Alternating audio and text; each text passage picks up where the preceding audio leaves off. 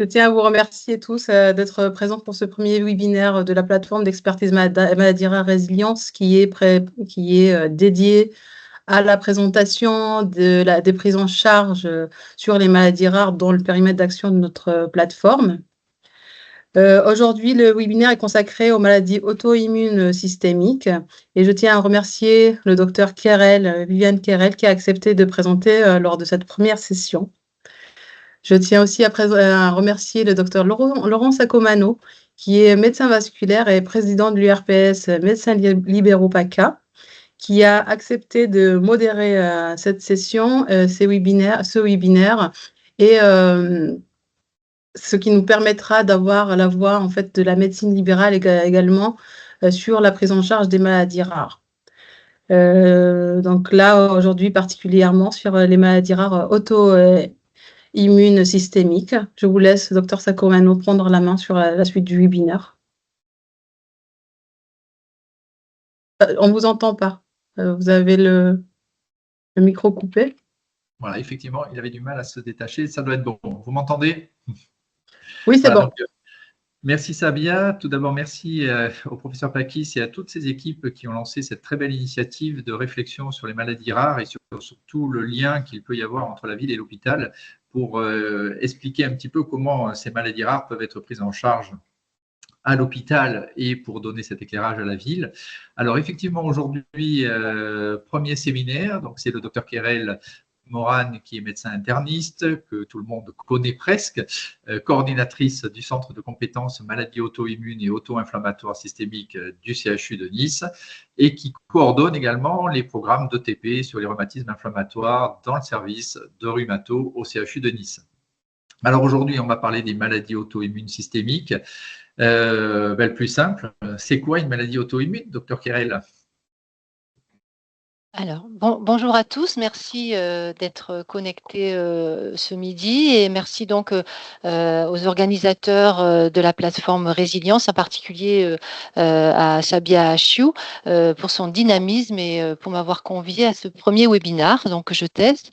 Je me suis dit donc peut-être que poser la question et essayer d'y répondre en 20 minutes, c'est compliqué parce qu'on va parler des maladies auto-immunes et des maladies auto-inflammatoires et j'ai essayé de faire quelque chose de simple parce que je pensais que l'auditoire était un peu multiple et en particulier qu'il pouvait y avoir les patients.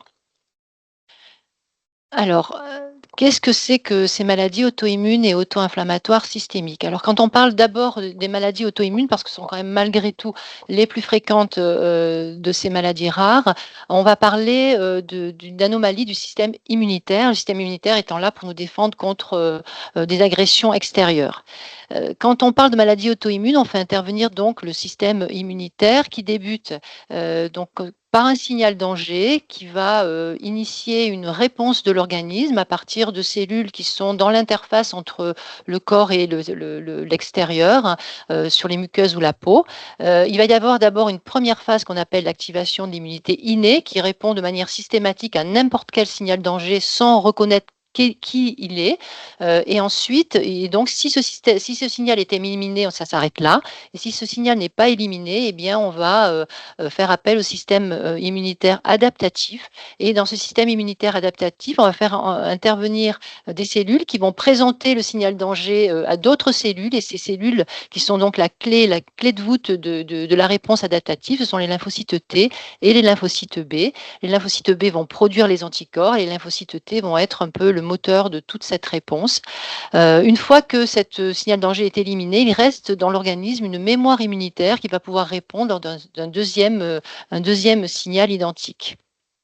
Et donc, dans les maladies auto-immunes, ce qui est anormal, c'est cette réponse adaptative avec les lymphocytes T et les lymphocytes B. Alors, il faut savoir que dans un système immunitaire normal, on éduque les lymphocytes. Les lymphocytes, tout au long de la vie, sont sélectionnés dans la moelle osseuse et sont éduqués en particulier pour ne pas se défendre contre le soi.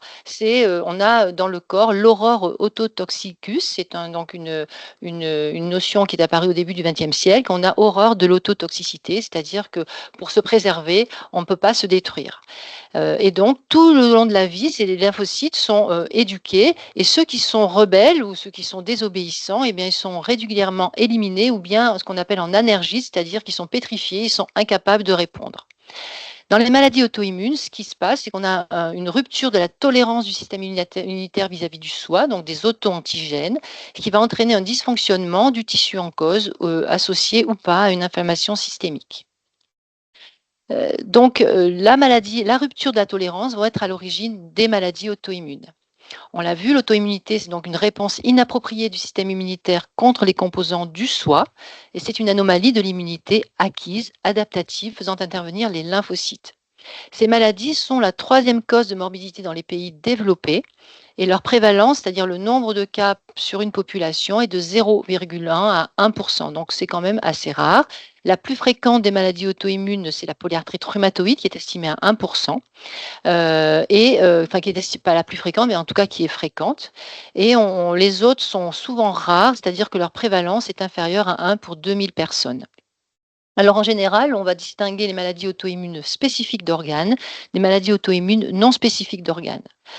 Les maladies auto-immunes spécifiques d'organes, vous les connaissez en général, c'est la thyroïde, la thyroïdite, on a un anticorps dirigé contre la thyroïde. Le diabète de type 1, on a un anticorps dirigé contre les îlots de Langerhans du pancréas. Le pemphigus, c'est une maladie de la peau, on a des anticorps contre la peau. Et ce n'est pas de ces maladies-là dont on va parler.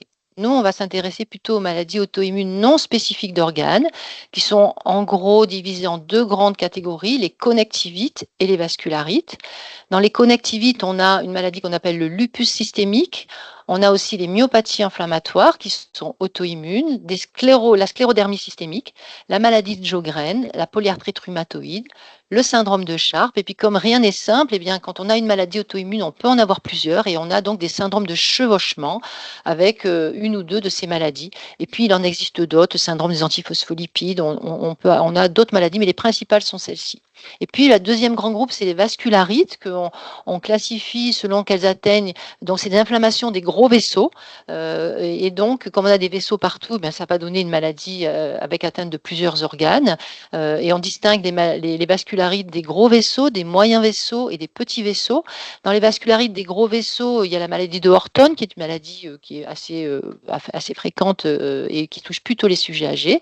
Et puis, celles qui sont bien connues et un peu plus fréquentes, un peu moins fréquentes, c'est les vascularites qu'on appelle à ANCA. ANCA pour anticorps anticytoplasme des polynucléaires neutrophiles, qui vont être le marqueur de la maladie. Dans les connectivites, le marqueur de la maladie, ça va plutôt être des anticorps antinucléaires, donc des anticorps dirigés contre le noyau des cellules, et en particulier, certains sont spécifiques dans le lupus, comme les anticorps contre l'ADN. Alors quand on a ces anticorps, ça ne veut pas dire que ces anticorps vont détruire l'ADN, par exemple, mais ils sont simplement des marqueurs de la maladie. Et dans les mécanismes entre spécifiques d'organes et non spécifiques d'organes, les mécanismes physiopathologiques ne sont pas les mêmes. Alors, comment ça arrive une maladie auto-immune? On a d'abord tous un terrain génétique, et ce terrain génétique fait qu'on dit souvent, comme on dit un peu dans une famille, nous dans la famille, on a tendance à, le terrain génétique, c'est ça, c'est-à-dire qu'on a des gènes de susceptibilité, mais en général, dans les maladies auto-immunes, c'est pas une maladie d'un seul gène, c'est-à-dire qu'on ne sait pas retrouver un gène qui est anormal et qui va donner la maladie, mais c'est des petites anomalies de plusieurs gènes, et donc en général, on dit que ce ne sont pas des maladies monogéniques, le plus souvent, et donc en général ne se transmettent pas des parents aux enfants, car c'est plusieurs petites anomalies de plusieurs gènes. Donc on dit que ce sont des maladies polygéniques. Sur ce terrain auto-immun génétique, vont survenir des facteurs danger, des signaux danger, qui peuvent être des facteurs environnementaux, comme les virus, par exemple. Et dans le lupus systémique, un virus qu'on appelle le parvovirus, qui va donner une infection en général de l'enfant, mais qui peut survenir chez l'adulte et qui peut donner dans les suites comme un lupus, qu'on appelle un lupus-like, et puis soit ça s'arrête, et quand on guérit de l'infection, on guérit du lupus, soit c'est pas alors un lupus, soit les anomalies qui ont été déclenchées par le virus perdurent dans le temps, et on va avoir un authentique lupus systémique, la maladie va être déclenchée alors que le virus est parti. On peut avoir des maladies des médicaments qui peuvent déclencher ça. Par exemple, la minocycline était donnée avant dans l'acné, et on a vu que ça pouvait donner des connectivites, en particulier le lupus, donc ce médicament n'est plus donné. On a des toxiques, par exemple la silice chez les mineurs de fond pouvait entraîner la survenue d'une sclérodermie. Les UV sont bien connus dans le lupus, si vous mettez des cellules de la peau sous des UV, vous allez pouvoir déclencher la fabrication d'anticorps anti-ADN, qui est un des anticorps spécifiques du lupus. À côté de ces facteurs un peu environnementaux, il y a des facteurs personnels, donc des facteurs hormonaux. On sait que ces maladies auto-immunes sont plus fréquentes chez la femme, et puisqu'on a, par exemple, dans le lupus, 9 femmes pour un homme.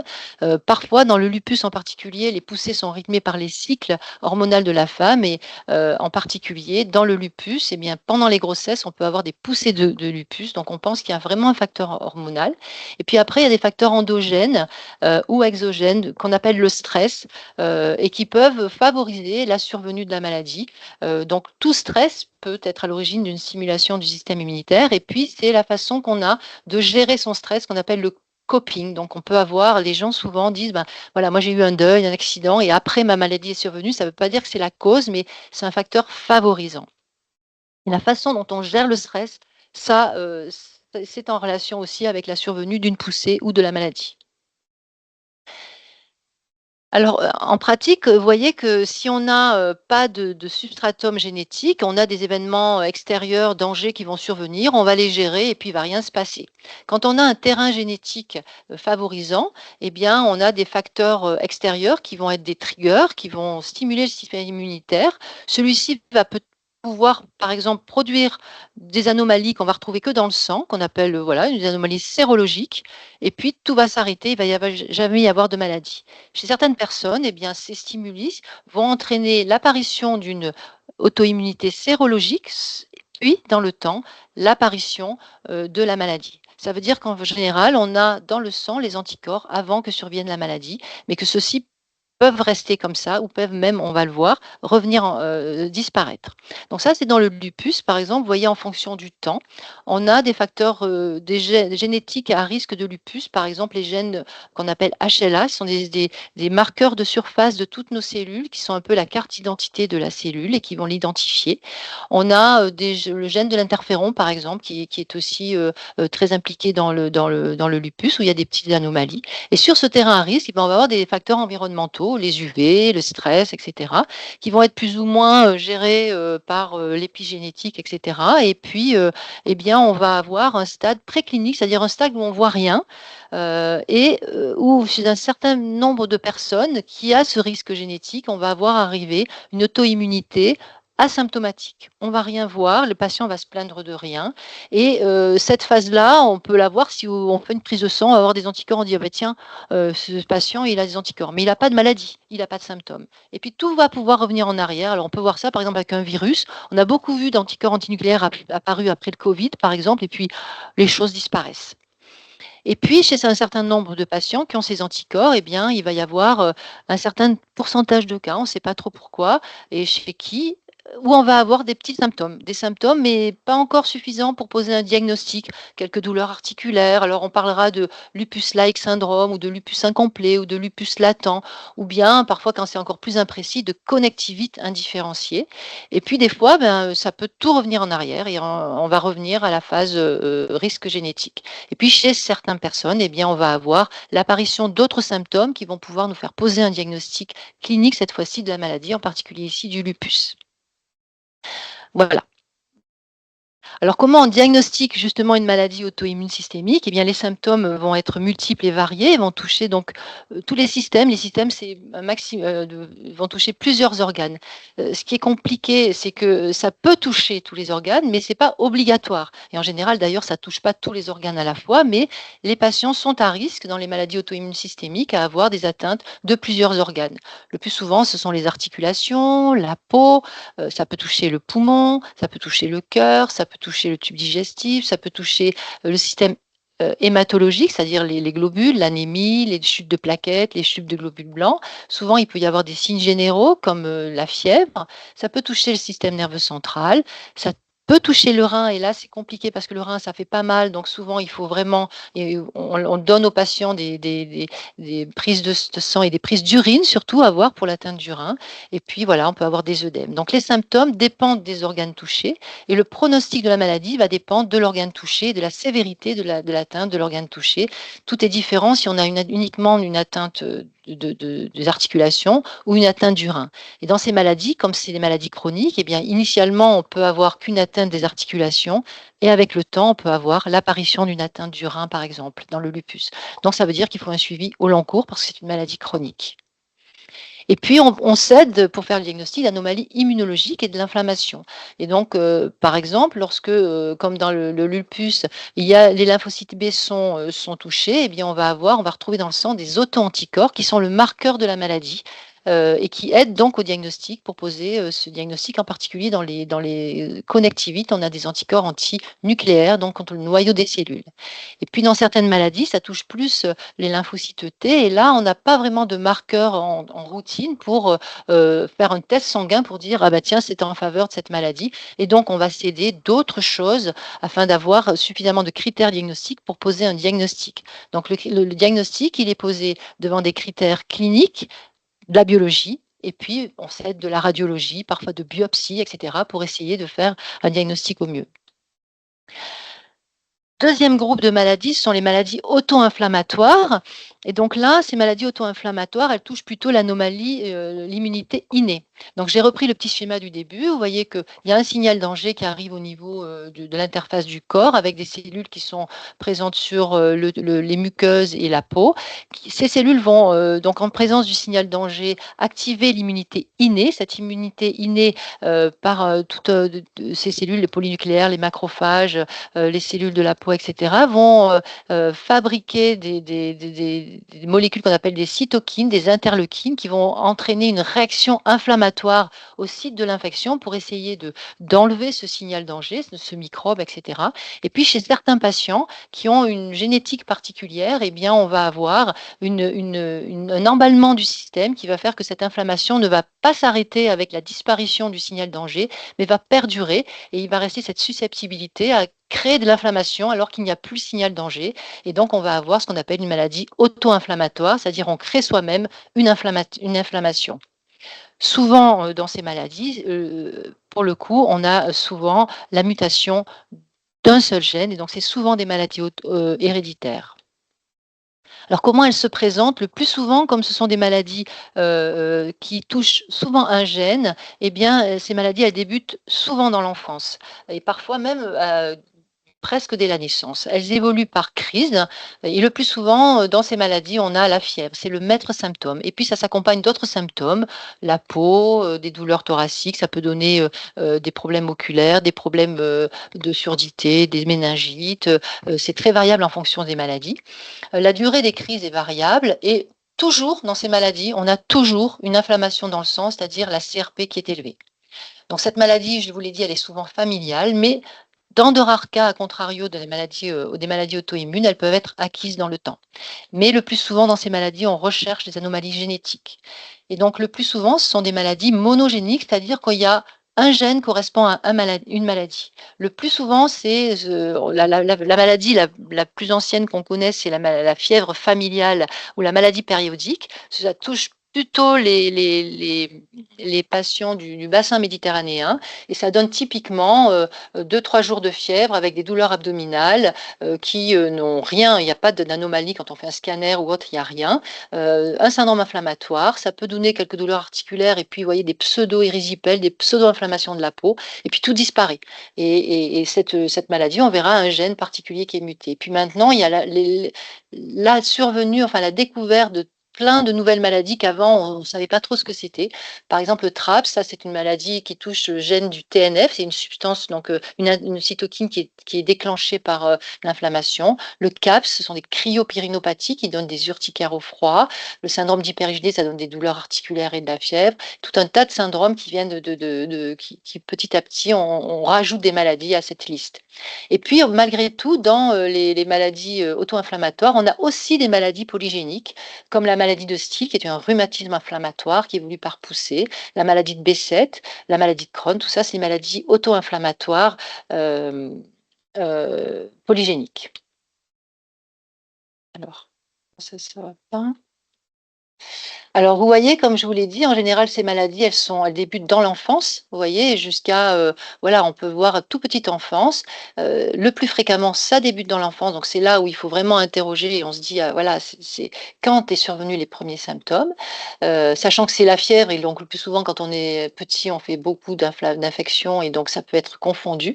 Et puis, malgré tout, on peut en découvrir à l'âge adulte et il y a des maladies auto-inflammatoires acquises, par exemple celle-ci qu'on diagnostique cette fois-ci à l'âge adulte et qui n'existe pas dans l'enfant, qui est plutôt donc une maladie de découverte tardive. Et puis cette maladie-là qu'on a découvert finalement est décrite en 2021. Donc vous voyez, il n'y a pas longtemps qu'on a découvert cette maladie et tout, il y a beaucoup de recherches dans ces domaines. Alors, pour vous prouver ça, vous voyez que le premier gène a été découvert en 1997, c'est le gène de la fièvre héréditaire familiale ou la maladie périodique. Et puis, vous voyez que depuis, on a toute une effervescence de découverte de gènes avec des maladies où avant les gens ils disaient j'ai de la fièvre et on savait pas. Et puis maintenant, ben, on va faire, quand on va refaire des recherches génétiques, on va screener parfois tout le génome et on va trouver des nouvelles molécules. Et actuellement, on a vraiment une effervescence de description de nouvelles maladies liées à la mutation d'un gène.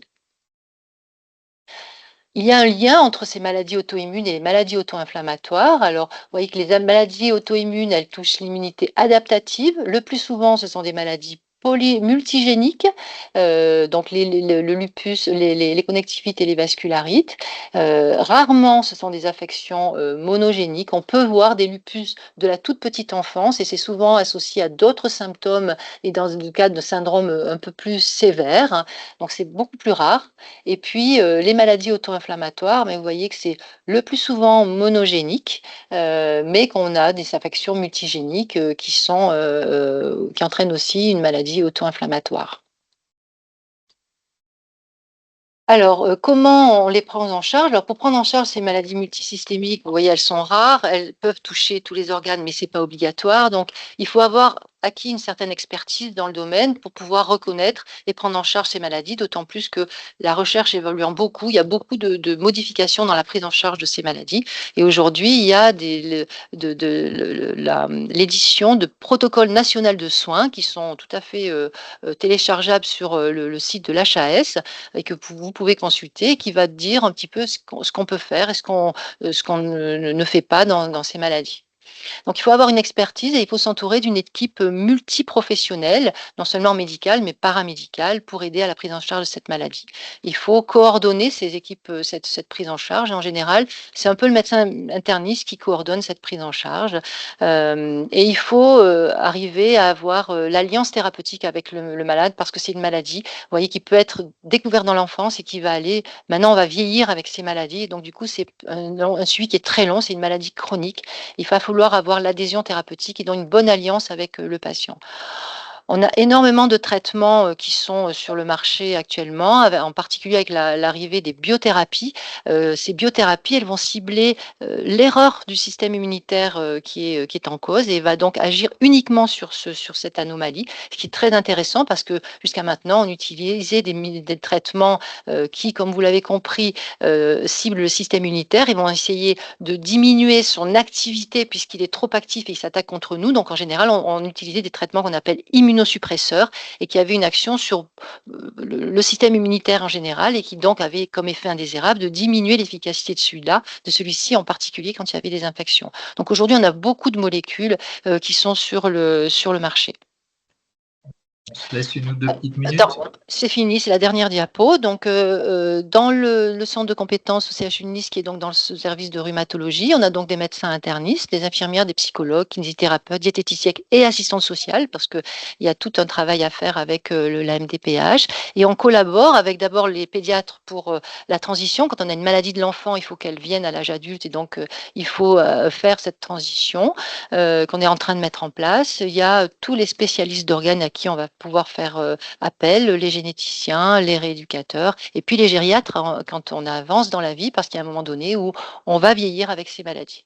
Alors, pour obtenir un rendez-vous, il faut adresser un mail avec la lettre du médecin traitant, et la coordination avec le médecin traitant est très importante. Il va recevoir les lettres, il a souvent notre mail ou notre numéro de téléphone, et il peut nous joindre pour qu'on puisse discuter du patient. Il faut comprendre que pour le médecin traitant, c'est c'est très difficile en fait pour ces maladies de prendre en charge ces maladies parce que il a vraiment besoin d'être en lien avec nous tous parce que il peut avoir parfois un seul patient qui a cette maladie et donc comme il est le premier lien lorsqu'il se passe quelque chose, de la fièvre, ça peut être la maladie, mais ça peut être aussi une infection, une grippe banale et donc il faut coordonner un petit peu tout ça et c'est parfois pas facile. Dans le service, on a un programme d'éducation thérapeutique pour le lupus et la sclérodermie et les rhumatismes inflammatoires. On a un appartement thérapeutique et puis on peut faire appel à des séances d'hypnose pour essayer de calmer un petit peu le stress de tout ce diagnostic. Les cas difficiles sont discutés en réunion pluridisciplinaire, que ce soit des cas difficiles pour le diagnostic ou pour le traitement, auprès d'experts nationaux dans le cadre de la Fédération des maladies auto-immunes systémiques, dont je vous ai mis le lien ici. Et sur ce lien, vous pouvez trouver plein de tutos, de renseignements, de vidéos, de webinars sur ces maladies. Et puis, on peut vous présenter des protocoles de recherche clinique. Voilà, je vous remercie et je suis à disposition pour les questions. Merci beaucoup pour cette superbe présentation qui rend les maladies auto-immunes bien plus claires et bien plus accessibles. Donc, on va se laisser juste un petit temps d'échange. Alors, peut-être, voilà, vous pouvez lever la main si vous voulez prendre la parole. Alors, je n'ai pas une vue globale. Alors, voir tous les patients. Il y a quelqu'un qui a levé la main. Il y a le professeur Pakis qui a levé la main. Je regarde. Et bien donc, Véronique, bien évidemment, je vous laisse la parole. Oui, bonjour, je voulais, Véronique Pakis, donc je m'occupe avec Sabia de cette plateforme résistance. D'abord, je voulais vous remercier, je voulais remercier Viviane Grel-Moran pour cette très jolie présentation. Je pense que c'est hyper important et puis aussi vraiment remercier le docteur Sacomano de nous accompagner dans ces webinaires. Je pense que cette première présentation, elle illustre parfaitement la problématique de ces maladies rares. D'abord, ces problèmes d'errance diagnostique parce qu'en fait, il y a à la fois, en plus, on peut avoir des maladies rares qui sont toujours monogéniques, mais vous avez cette dualité génétique avec des maladies, monogéniques avec un risque de transmission clair. Et puis à côté, ces maladies qui sont, on a tous des susceptibilités pour plein de choses. Donc c'est encore plus compliqué quelque part sur le plan de la prise en charge pour la famille derrière.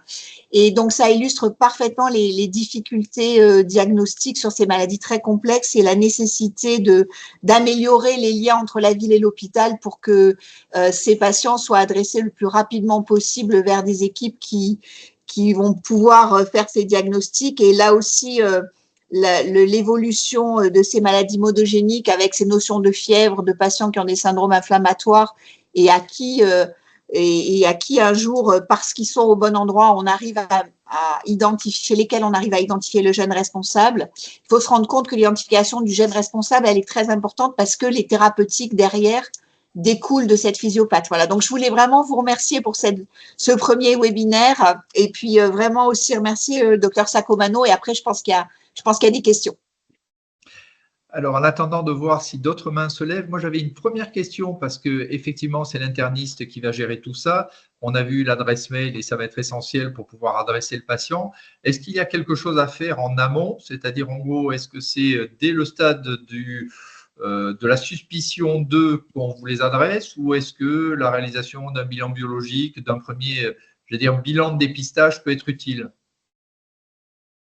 Alors souvent, les patients nous sont adressés avec un bilan biologique et c'est souvent la recherche d'anticorps antinucléaires en particulier. On se dit, j'ai des anticorps antinucléaires, donc il a des symptômes, est-ce que c'est en lien? Donc souvent, on est même amené à dire non, finalement, c'est pas ce diagnostic parce qu'il n'y a pas de critères, mais on trouve des anticorps antinucléaires, comme je l'ai montré, on peut avoir des anomalies immunologiques sans avoir de maladie et sans en avoir jamais. En fait, on n'aura jamais. Donc en général, ces patients-là, on les suit dans le temps parce qu'on sait que, vous voyez, les anticorps peuvent apparaître parfois des mois, des années avant les symptômes. Et donc, du coup, quand ils sont à des taux significatifs ou alors qu'il y a une spécificité particulière dans ces anticorps, d'accord, on est amené à les suivre de manière annuelle ou bisannuelle, et puis on leur dit si vous avez tel et tel symptôme, reconsultez avant. Qu'est-ce qu'il faut faire? Je dirais que s'il y a une suspicion, par exemple, de lupus, il faut vraiment adresser assez rapidement et surtout voir qu'il n'y ait pas d'atteinte sévère. Et en particulier, l'atteinte sévère, c'est l'atteinte du rein. Donc, il faut assez rapidement faire une bandette urinaire. Ça, c'est simple et ça coûte pas cher. Mais au moins, on sait que voilà, après les douleurs articulaires, ça fait mal, les gens sont handicapés. Donc, en général, on essaye de les recevoir. On a des créneaux de consultation d'urgence, on les reçoit assez rapidement. Le tout est d'arriver jusqu'à nous. Donc, il y a ce mail. Et puis, en général, c'est d'être visible. C'est pas si simple parce qu'on n'a pas de numéro de téléphone personnel à l'hôpital. Enfin, on a nos numéros personnels, mais on n'a pas de numéro hospitalier. Et ça manque beaucoup, comme pour vous, pour la ville, pour avoir un carnet d'adresses, quoi. Voilà. Après, il y a faire en amont un petit bilan, oui, pour voir quand même toujours le foie, le rein, les globules, et ça dicte quand même un peu le degré d'urgence. Voilà, c'est parce que s'il y a vraiment une anémie importante ou s'il y a une atteinte rénale, il faut aller très urgemment, quoi. Voilà. Merci. Alors, je n'ai pas une vision peut-être complète sur les participants. Là, Sabia, j'ai est-ce qu'il j'ai y a pas de d'autres? questions. J'ai pas de questions ici. Je voulais juste rebondir sur les numéros de téléphone. Et on est actuellement avec la plateforme et en lien avec l'ensemble des centres experts Maladira en train de construire un annuaire des centres maladies rares qui sont dans notre périmètre d'action qui sera disponible à votre disposition, ce qui permettrait d'avoir un peu le listing exact en fait des centres et des pathologies qui sont prises en charge avec les contacts des secrétariats et les numéros de téléphone de chaque service. Voilà. Si vous avez une autre question, docteur Sakoumano. Non, pour moi, c'était vraiment parfaitement clair. Je crois que vraiment, voilà, l'idée, c'est après d'avoir ce lien, et c'est ce qu'on recherche avec ces webinaires également, c'est de tisser ce lien pour que, effectivement, les contacts soient beaucoup plus simples, parce que, effectivement, en ville, on a souvent les numéros de téléphone et c'est facile de demander un avis. C'est pas toujours le cas, encore moins dans des spécificités comme celle-là. Mais je pense que oui, on va voir avec l'usage comment l'adresse mail est utilisée et comment les réponses peuvent être données. Je vois l'heure qui tourne, donc peut-être Sabia rappeler que ces webinaires sont enregistrés, qu'ils sont avisés pour pouvoir être mis à disposition sur le site. Vous voulez peut-être profiter peut-être pour redonner cette information?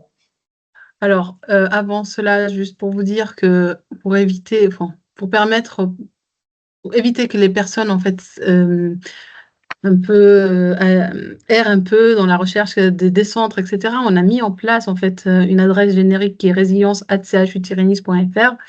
Si vous voulez adresser, voilà, vous avez un patient avec telle suspicion de telle maladie, vous avez la possibilité de nous envoyer un mail. Il y a aussi une fiche de demande d'orientation qui est disponible sur la page web de Résilience que vous pouvez compléter et nous renvoyer sur cette adresse générique. Il y a aussi un numéro de téléphone de la plateforme qui est disponible sur le site web. Donc, vous pouvez nous contacter et nous, on fait le lien assez facilement avec l'ensemble des centres. Voilà, j'avais juste une question, Viviane, parce que le lien avec la MDPH, en fonction des types d'atteinte, le handicap peut être plus ou moins important. Quelle est en fait votre relation? Quel est ton retour par rapport au lien que vous avez avec la MDPH? Quel est le retour des patients, les difficultés que vous avez? Alors, oui, c'est compliqué parce que c'est des maladies qui peuvent prendre plein de visages différents. Donc, à partir du moment où on a posé un diagnostic, les patients ont une maladie et cependant, parfois, ils ont pas de ça se voit pas, en fait. Dans le lupus, par exemple, la maladie, elle évolue par poussée.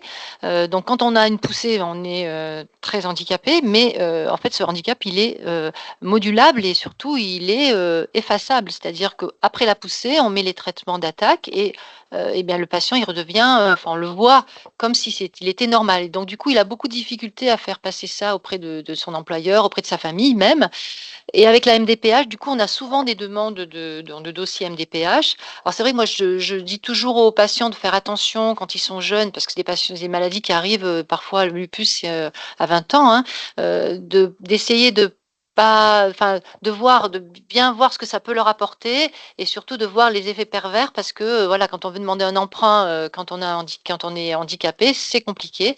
Donc il faut vraiment qu'elles voient une assistance sociale, donc c'est pour ça que nous, on confie des fois à notre assistance sociale, mais en ville, ils peuvent en voir une pour voir qu'est-ce que ça peut leur apporter, quels sont les effets les inconvénients aussi et puis, ensuite, nous, on remplit le dossier MDPH, mais des fois, on n'a pas grand-chose à mettre dessus, hormis que c'est une maladie chronique, qu'il faut suivre au long cours, qu'actuellement, il n'y a pas de handicap, parce que le dossier, il est fait, un peu de manière particulière et c'est vrai que cette notion de handicap, elle serait probablement à modifier un petit peu, au niveau, peut-être plus haut, en fait, de dire voilà, est-ce que c'est pas, faut pas avoir un handicap temporaire et puis qui vient, qui repart avec des aménagements. Alors avec la MDPH, moi j'ai eu parfois des soucis où j'ai essayé d'appeler, c'est très difficile de les joindre. Mais en fait, en général, les patients, ils s'en sortent, avec le dossier et avec un certificat qu'on leur fait en plus en expliquant de manière plus, voilà, plus détaillée parce que dans le dossier, il est très voilà, c'est est-ce que vous servez de votre main droite, de votre main gauche? Est-ce que vous êtes sourd? Est-ce que vous êtes, et souvent, c'est pas ça, en fait. C'est un handicap, ça donne de la fatigue, pendant la poussée, pendant 2 mois, je peux pas aller au travail, j'ai des consultations, des examens à faire, donc voilà, ça c'est sûrement à améliorer, oui. Donc, pour clôturer, je tiens tous à vous remercier d'avoir participé à ce webinaire. Voilà, les webinaires sont enregistrés, comme vous le disiez, Dr Saccomanno, et vous les retrouverez prochainement sur le site du CH, sur la page YouTube du CHU de Nice, sur une section maladies rares, dédiée aux maladies rares. Merci beaucoup d'avoir accepté, Dr Saccomanno, de modérer ce webinaire. Merci, Dr Querelle.